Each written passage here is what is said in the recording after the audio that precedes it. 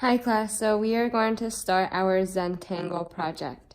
So I finished drawing my 6 patterns, and then in the bottom I combined at least 4 of my patterns.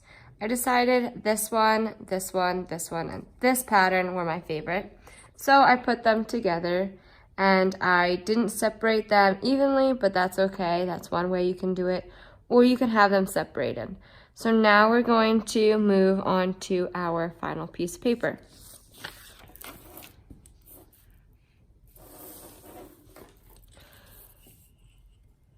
Now we are going to add a 1-inch border on all 4 sides, so that way we have a nice clean border around our artwork.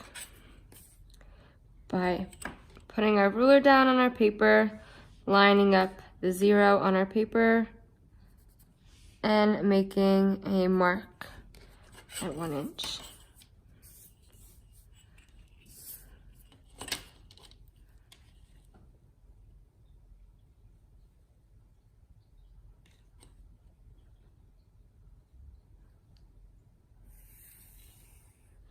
Again, drawing lightly like we've been practicing, and we've used our rulers a lot lately, so you guys should be pros at using your rulers.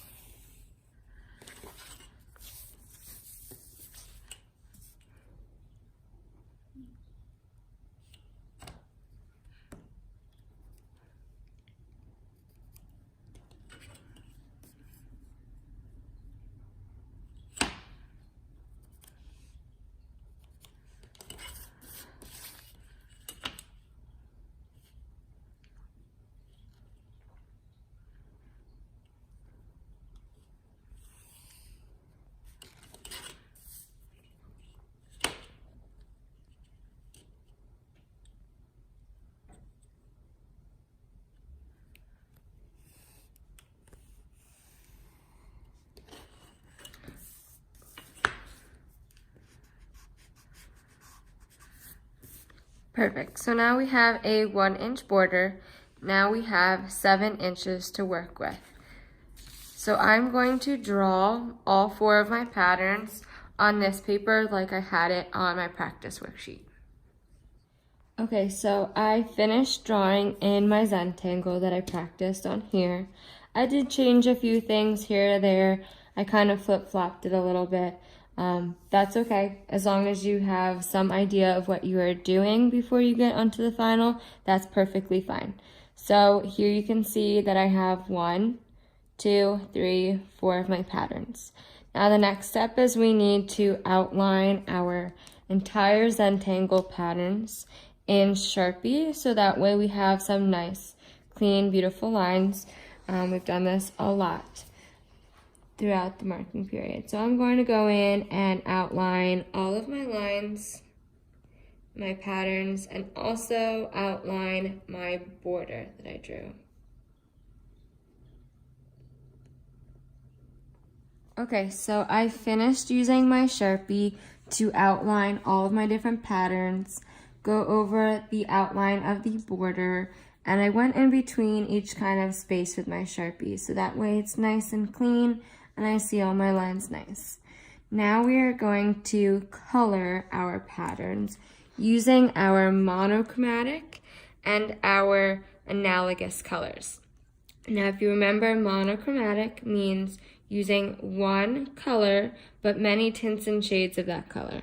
So here you can see that I have different shades and different tints of blue, and here is my analogous colors because yellow, orange, and green are next to each other on the color wheel, and analogous means at least 3 colors that are next to each other on the color wheel. So I kind of just drew a little diagram of a color wheel here to show you. Yellow, green, blue, violet, red, orange. So I've already planned out that I want this design or pattern and this pattern here to be my monochromatic, and then this center pattern and these to be my analogous. So I'm going to use oil pastels, and we will use oil pastels as well, to color our patterns. and our Zentangles. So I'm going to start using my blue for my monochromatic. Oil pastels are a lot like crayons.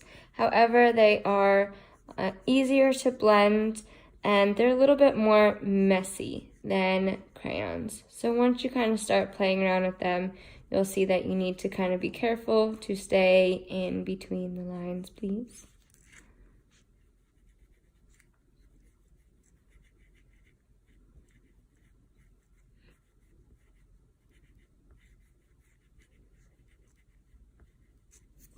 So we talked about how there's different tints and shades. We also can use oil pastels to add in white or black, and it'll make our monochromatic color darker or lighter.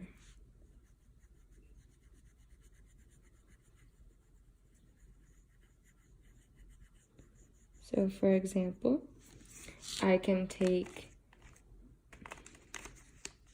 my dark blue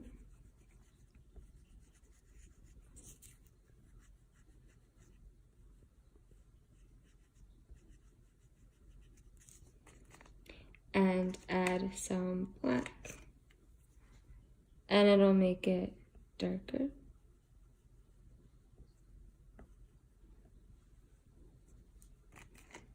Go back over with more blue. And that blue and that black blend in nicely. You can tell that it's still blue, but it's like a dark shade of navy. And then another way you could do it is adding in a color that is blue, but in the color wheel they'd be called the intermediate color. So I'm going to make a blue-green because this is my ocean kind of pattern.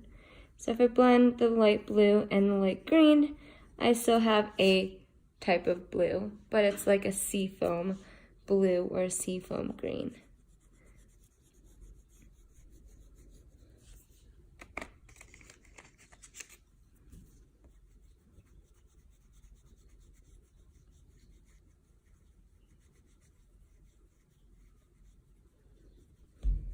And that's kind of what you're going to do for the entire Zentangle. Okay, so you can see now that I have my monochromatic waves in here, different tints and shades of blue.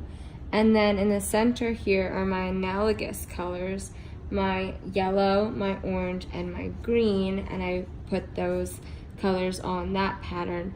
And the last thing I'm going to do is I am going to color these two another analogous color, and then this pattern a monochromatic purple.